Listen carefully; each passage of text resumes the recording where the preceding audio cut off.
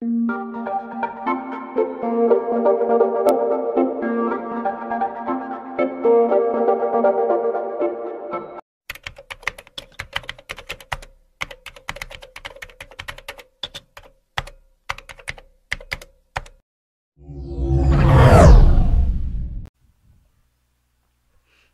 POV. Mula ng araw na yon, hindi na ako nakabalik ng bahay. Sa sobrang galit ni tatay, pinanapon niya ang mga gamit ko. Pinulot na lang daw yon ni nanay at sa tulong ng mga kapatid ko, nakuha ko ang mga yon. Sabi ni tatay, wag na raw akong uuwi ng bahay kung ayaw ko magilitan. Pero sinubukan ko pa rin na umuwi noon sa bahay pero nagalit si tatay. Pilit niya akong pinagtabuyan kaya tuluyan na lang akong umalis. Naghanap ako ng iba't ibang trabaho hanggang sa mapadpad ako sa Maynila. Akala ko kapag nakaalis na ako sa bahay ay mawawala na rin ang pasanin ko, pero hindi pa rin pala. Kahit wala na ako sa bahay, nakakausap ko pa rin naman sa tawag at text ang mga kapatid ko. Hanggang sa malaman kong maaaring hindi na sila makapag-aral dahil walang perang binibigay si tatay sa pagpapa-enroll nila. Kaya napilitan bilang ate nila. Hindi ko naman sila matitiis. Naghanap ako ng trabahong kayang bumuhay sa akin at sa mga kapatid ko. Nung una maayos naman ang trabaho ko pero habang tumatagal, lumalaki rin ang gastusin ng mga kapatid ko kaya napilitan akong lumipat sa Galyado Tower. Kahit parte lamang ako ng utilities, malaki ang sahod ko. Yun nga lang, kailangan ko pa rin ng pera. Parang di pa rin sasapat ang kinikita ko, lalo na kapag biglang aatakin si naning ng sakit niya. Mapait akong napangiti habang naalala ang nangyari. Alam kong may kasalanan ako pero mas mahalaga pa sa ama ko ang manok niya kaysa sa aming pamilya niya. Naiintindihan ko din naman kung saan nanggagaling ang galit niya sa akin pero bakit kailangan niyang idamay ang mga kapatid ko? Sana ako na lang. Sana sa akin na lang siya nagalit. Pati si nanay kahit may sakit na kailangan pa rin niyang manahi para may pantustos sila kung sakaling hindi ako makapagbigay agad. Habang sa tatay naman puro bisyo lang ang inuuna. Pinatong ko ang isang braso ko sa tapat ng mga mata ko at pumikit ako. Nahihirapan na ako dahil sa mga nangyari. Sa raket ko na naging bato pa, idagdag pa ang ginawa ni Warren. Nagsisipa ako dahil sa asar ko. Kasalanan ng Warren na yun. Sana hindi na lang siya sumipot basta-basta. Palagi na lang niyang sinisirang diskarte ko. Pinilit ko ang sarili kong matulog. Kailangan ko pang gumising na maaga bukas. Dala na rin ng pagod, nakatulog din ako matapos kong isaradong isip ko at piliting wag mag-isip muna.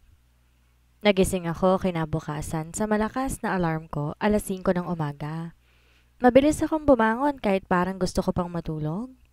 Inaantok pa ako at medyo nakapikit pa nang bumaba ako sa kama ko at nagtungo sa kusina. Niluto ko yung noodles na lulutuin ko sana kagabi. Mabuti na lang pala binilhan ako ni Warren ng panghapunan kagabi, kaya may agahan ako ngayon. Matapos kong maubos ang noodles, agad na akong naligo at gumayak para pumasok. Kasabay ng pagbukas ko ng pinto, nabungaran ko sa harap si Suzy nakakatok sana. May iniabot siya sa akin puting sobre. Nagdadalawang isip pa ako nang tanggapin ko yon. Para saan yan? Pinabibigay ni Madam, yan daw ang sweldo mo? Napakunot ang noo ko sa sinabi niya at tiningnan ang laman ng sobre, pero napanga ako nang makita ko ang laman ng sobre. Di makapaniwalang napatingin akong muli kay Suzy. Suzy, sigurado ka bang kay Madam to galing? Paniniguro ko sa kanya. Makapal ang perang binigay niya sa akin at malulutong nalilibuhin yon. Kahit hindi ko yun binangin, sigurado akong malaking pera yon. Pero kung hindi yun galing kay Madam, wala namang ibang magbibigay sa akin. Oo, siya nagbigay niyan sa akin. Pero pakiusap niya, huwag ka na raw babalik. Natutuwang niyakap ko si Suzy. Nagulat pa to sa ginagawa ko dahil kulang na lang. Matikli siya sa ginawa ko. Parang gusto kong tumalon sa tuwa. Na-solve bigla ang problema ko. Kung sinabihan ng iba na hindi solusyon ang pera, hindi yun totoo. Teka lang Max, hindi ako makahinga? Reklamo nito. Mabilis naman akong bumitaw sa kanya. Masaya lang ako, tuwang-tuwang pahayag ko. Medyo nabasa pa ang mga mata ko. Muli kong tinignan ang sobrang hawak ko.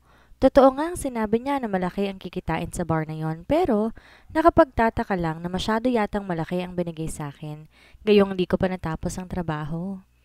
Nagulat nga rin ako nang sabihan ni Madam na ibigay ko raw sa iyon. Kasi hindi ko na bilangin yan eh. Sigurado kung malaking halaga yan dahil makapal. Komento ni Suzy habang nakatingin din sa hawak ko. Ganito ba talaga sa bar na yon? Curious na tanong ko sa kanya. Kasi kung ganito pala kalaki, sulit naman ang pagsuot ko ng kinapos na telang yun.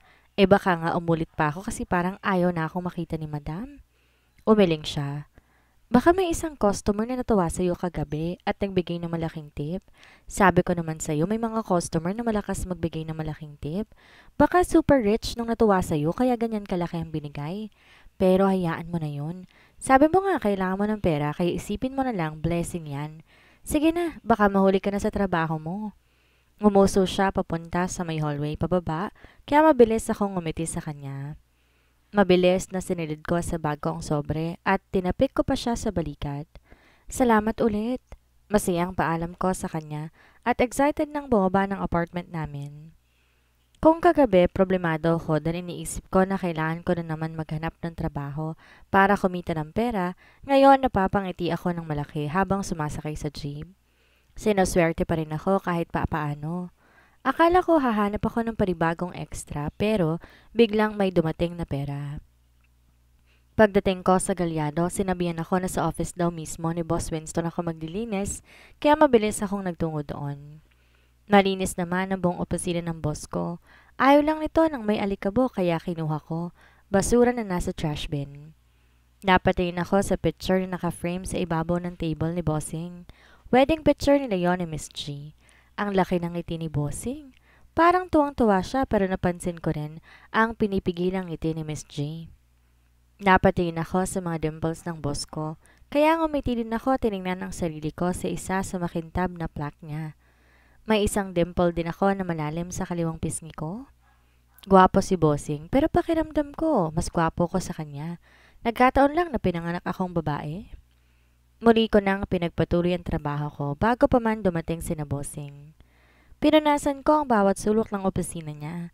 Di naman masyadong mahirap linisin ang opisina kaya mabilis na akong natapos pero bago pa ako makalabas, dumating na si Bossing.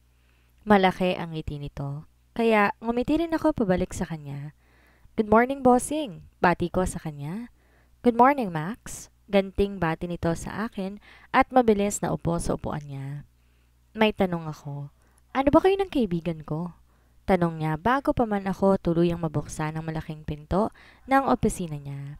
Bossing naman, wala. Kaibigan ko lang si Warren. Tumaas ang kilay nito na para bang nangaasar ang mukha niya.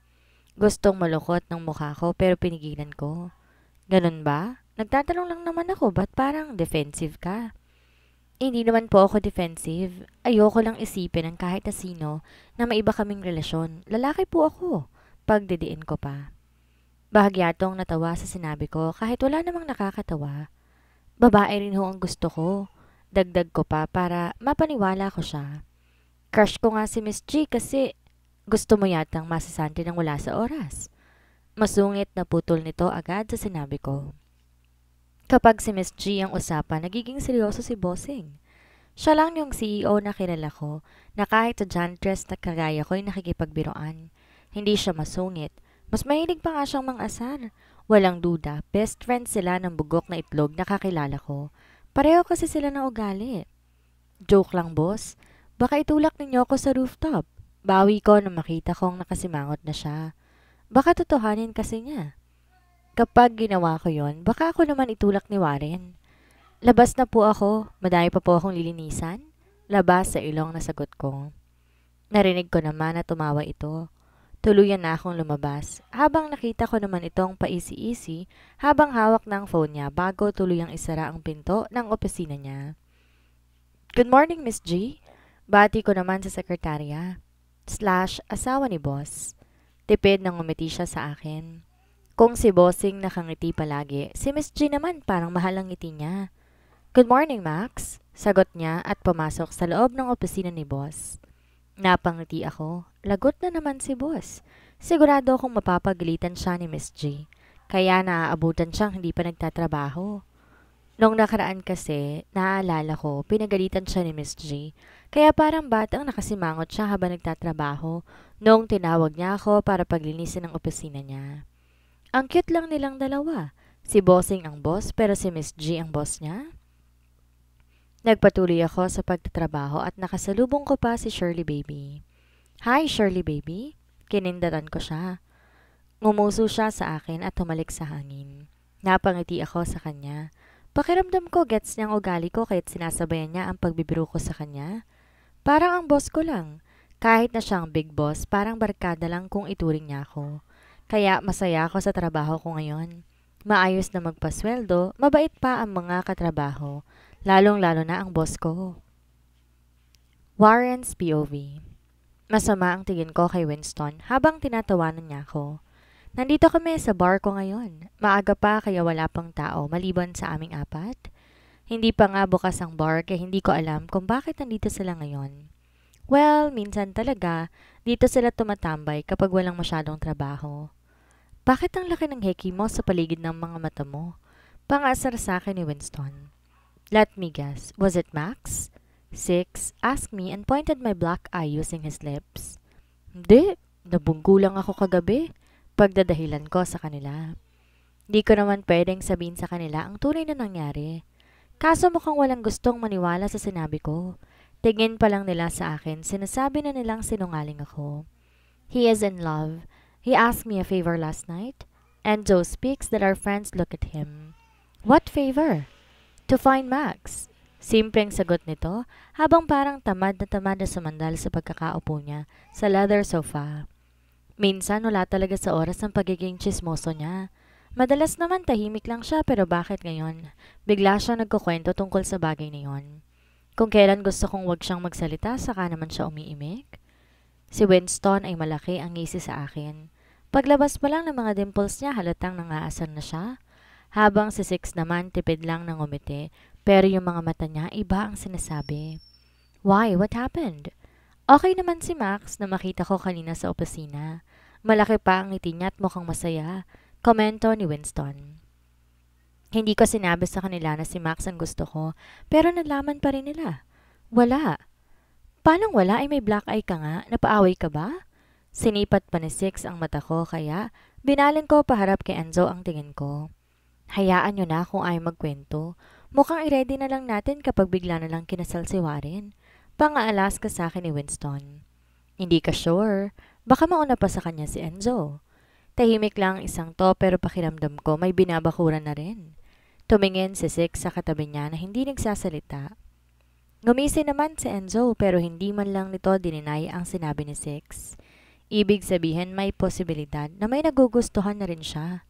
Sino naman? Curious na tanong ni Winston. Maging ako ay curious kung sino babaeng nagugustuhan ni Enzo. Kilala ba namin? Tanong ko para mas mabaling kay Enzo ang usapan at di na ako ang gawin nilang pulutan. Di ko nga alam kung bakit andito nga sila ngayon sa bar ko eh. Bigla na lang silang sumulpot gayong paalis na sana ako. Kinaladkad nila ako para pumasok muli kaya nandito kami ngayon. Hindi sana ako tatambay ngayon dito sa bar dahil nga sa pasako. Isa pa, napuyat ako kagabi kaya gusto ko sana magpahinga pero may barkada akong wala sa timing. Tumingin lang sa amin si Enzo pero walang kahit anong salitang lumalabas sa kanya.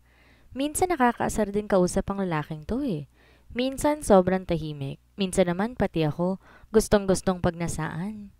Baka naman kilala namin kaya ayaw mong sabihin. O baka naman nabasted ka. Patuloy ko para magsalita si Enzo. You are trying to divert the topic on me. Sagot ni Enzo at umayo siya ng upo. You knew her, but I won't tell yet. I don't want it to be jinxed. Tumaas ang kilay ni Six habang napasimangot naman si Winston. Mukhang asar na rin to kay Enzo.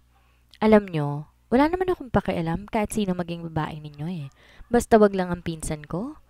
Tingin pa lang ni Winston, halatang pinagbabantaan na kami.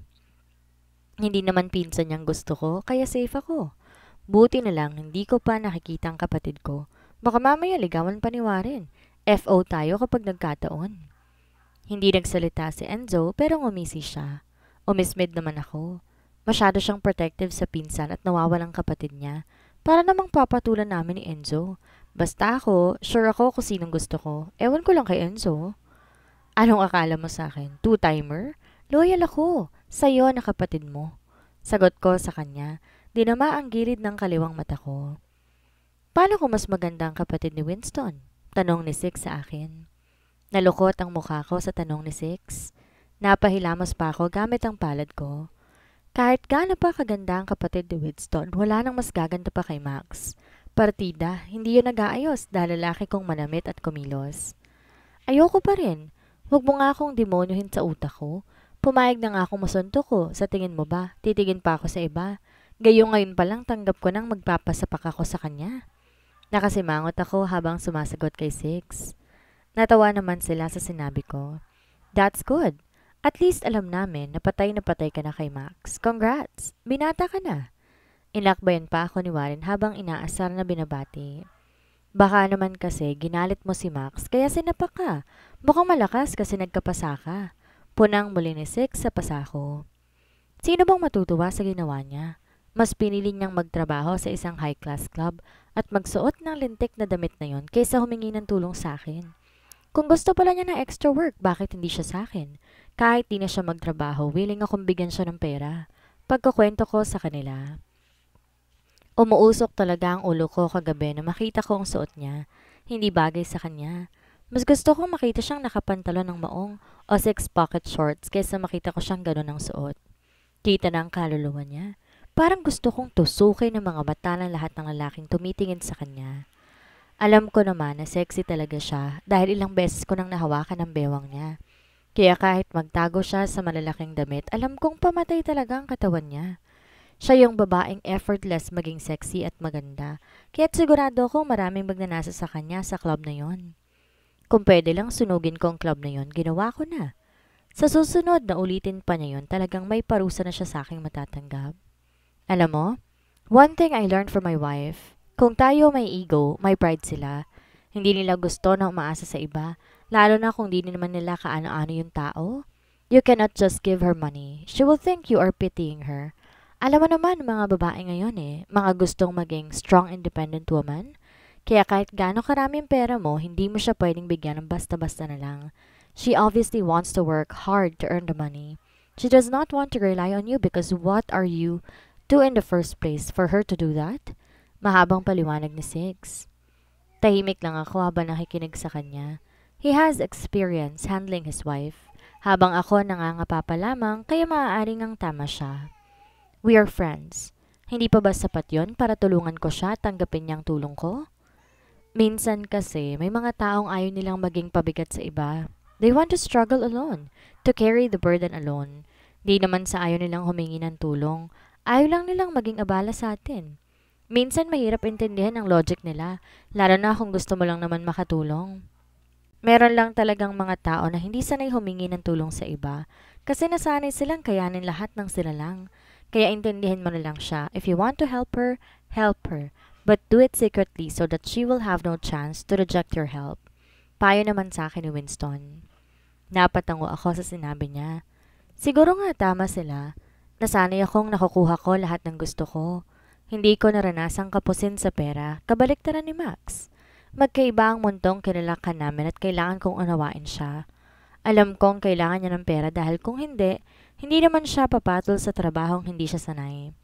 I will help her secretly then. Nakangiti ako. Mukhang maganda ang mga naging epekto ng buhay may asawa sa kanila. Dati pa naman na maaasahan ng mga kaibigan ko, pero ngayon mas nagiging malalim na sila. Siguro dahil mas may experience na sila? Tumingin ako kay Enzo. Baka may gusto rin siyang sabihin. You need to be discreet about how to scare the men who are trying to catch your attention. Don't let her catch you. You will be in trouble if she finds out what you're doing. Just do everything to make it not obvious. Napailing si Winston at Six sa sinabi ni Enzo. Don't listen to him. I can tell from his word that he is a stalker. Winston snorted. You talk like you never stalked George. Ganti naman ni Enzo. Hindi niya in-stalk si George, pero sobra siyang magpapansin at magpabebe. Natatawang saad ni Six, kaya natawa na rin si Winston. Kesa naman sa'yo, kunyaring ayaw pero namimikot na pala. Sa kakita mo naman, effective ang ginawa ko, asawa ko na ngayon. Proud na proud pang pahayag ni Winston. Napangiti na lang ako habang nakikinig sa kanila.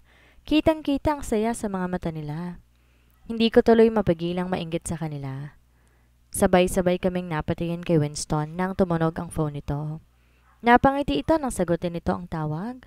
Sa ngiti pa lang ito, kita na ako sino ang tumatawag. I need to go. Kailangan ko pang daanan si George.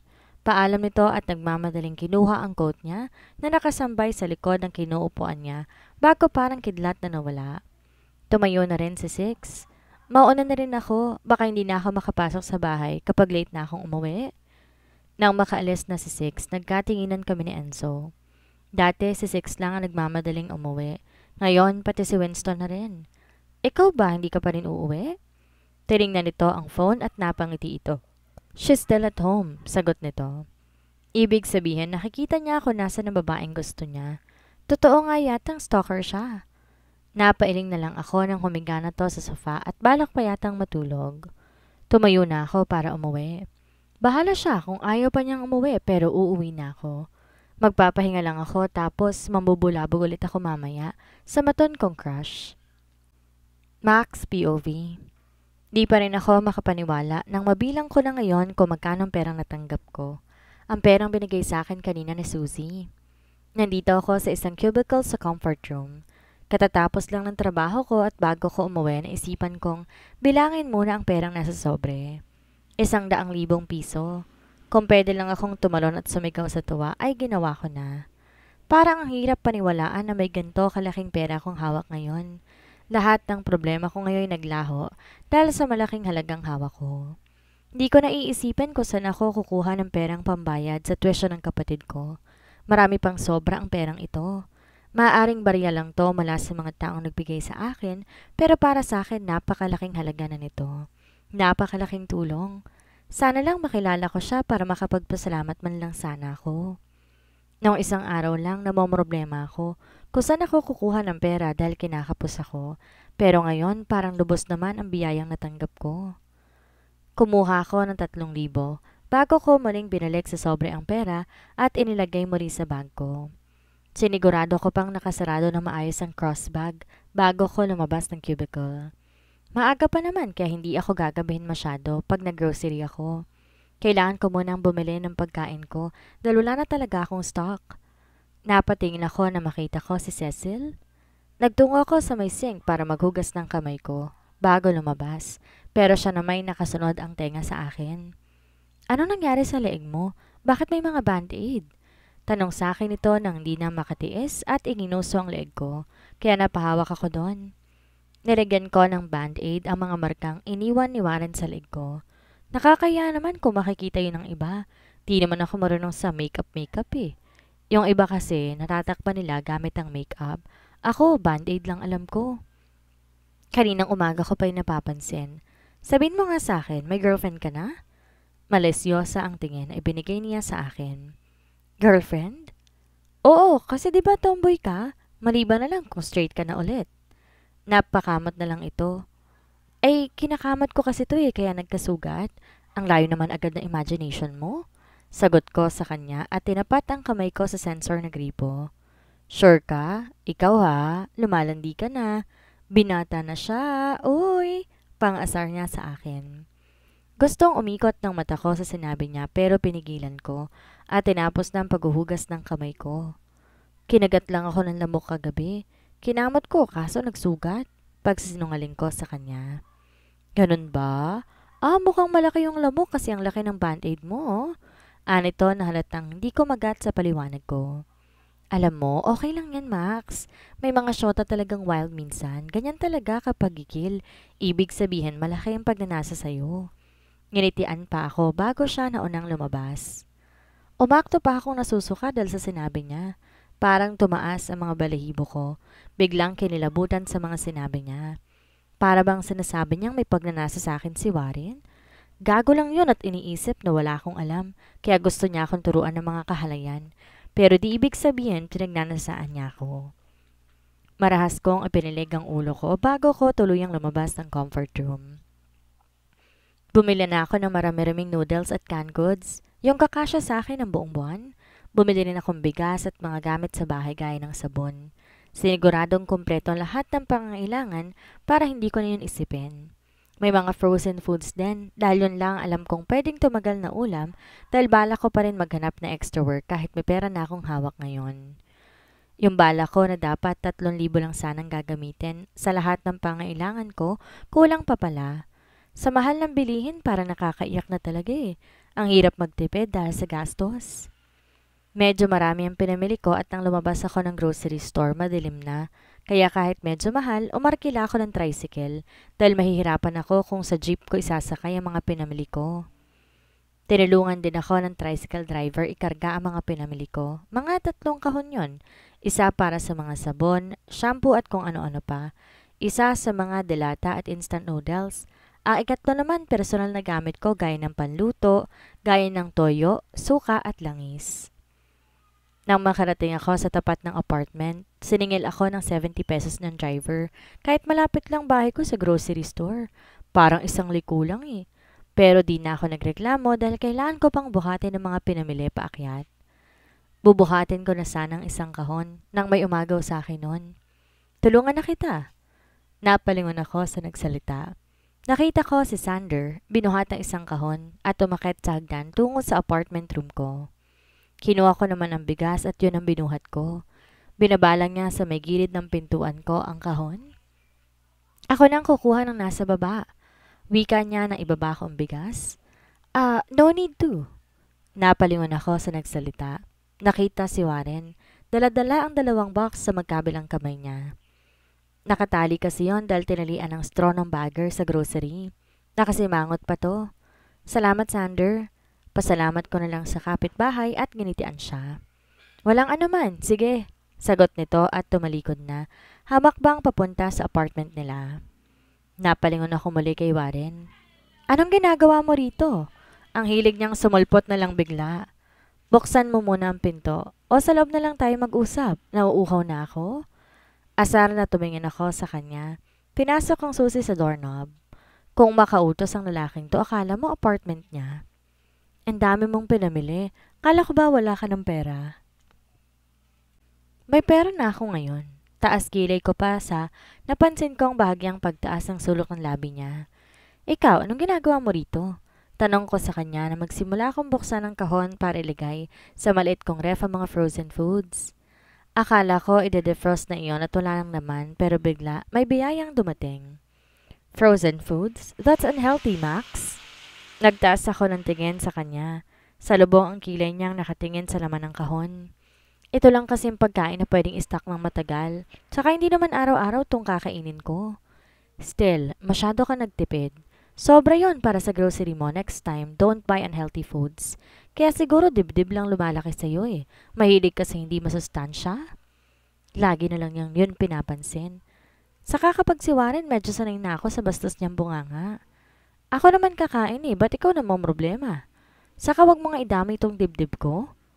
So, bakit ka nga ba nandito? Bigla akong tanong sa kanya. I'm just checking on you and I want to offer you something. Kinakabahan ako. Ano namang offer yan? Kunwari walang pakialam na tanong ko. Huling beses na may inoffer siya sa akin, kiss tutorial pa. I will pay you. Parang lumaki ang tenga ko sa narinig na salitang pay. Pero hindi ko pinahalata sa kanyang interesado ko. O ano naman, baka illegal yan. Illegal ba? Kung oo, pass. I need an escort. Aba, anong akala mo sa akin, pokpok? Asar kong tanong sa kanya. Don't get me wrong, okay? Kailangan ko lang ng companion sa party. Di ko naman sinabing magjujugjugan pagkatapos. Birthday party ng lolo ni Winston, Harold Fletcher. He invited me. Di ko yun kilala. Wala akong kilalang kamag-anak ni Bossing maliban sa asawa niya na si Miss J. Bakit di ka pumunta mag-isa? Bakit? Kailangan may kasama? Akala ko kung anong escort na ang iniisip niya. Isipin mo na lang, rarakit ka. Kapag sumama ka sa akin, huwag ka ng maraming tanong. Ayoko. Pag party ng mayayaman, pass ako. Di ko kaya makipagplastikan sa mga rich. At saka ayoko magsuot ng gown. Dagdag ko pa. Nagsuot ka ng kinapos sa tela at hinayaan mong maraming lalaking lumawa ang mga mata sa katawan mo. Tapos gown lang, ayaw mo? Iba kasi yung kagabi. Napilitan lang. Kumbaga, no choice dahil kailangan ko ng pera. Gipit ako kaya sa susunod na magipit ka, sa akin ka lumapit. Hindi yung magsusuot ka ng ganun at magtatrabaho ka sa ganung klaseng lugar. Oo na. Kung wala ka nang sasabihin, umuwi ka na. Pagtataboy ko pa sa kanya. Pumarito lang siya dahil hindi siya makapunta mag-isa ng party at gusto akong isama. Pero imbes umalis ito, naupo pa siya sa may bangko. Mamaya na ako uuwi. Mas masarap tumambay dito sa apartment mo kaysa sa bar. Tsaka, kita mo ba to? Turo niya sa kaliwang mata na medyo may pasapa. Dapat nga magkabilaan yan dahil dalawa to. Ngumisi siya sa akin bigla. Hinayaan ko siya ng suntok pero hindi ko tinloy at muling binalingan ang mga pinamili ko. Magbabangayan lang kaming dalawa kapag inupakan ko ulit siya. Basta't wag niyang uulitin dahil talagang malilintikan siya sa akin. Huwag ka na magluto, order na lang tayo. Saad nito habang nag-aayos ako ng mga pinamili ko. Ayoko, libre ko. Ako naman ang napangisi sa kanya. Okay, sige. Mabilis na pagpayag ko. Iba talaga pag mayaman ng tropa. Tapos galante pa kagaya niya, mahilig man libre. Makapal naman ang mukha niya kaya kakapalan ko na rin ang mukha ko para quits kami.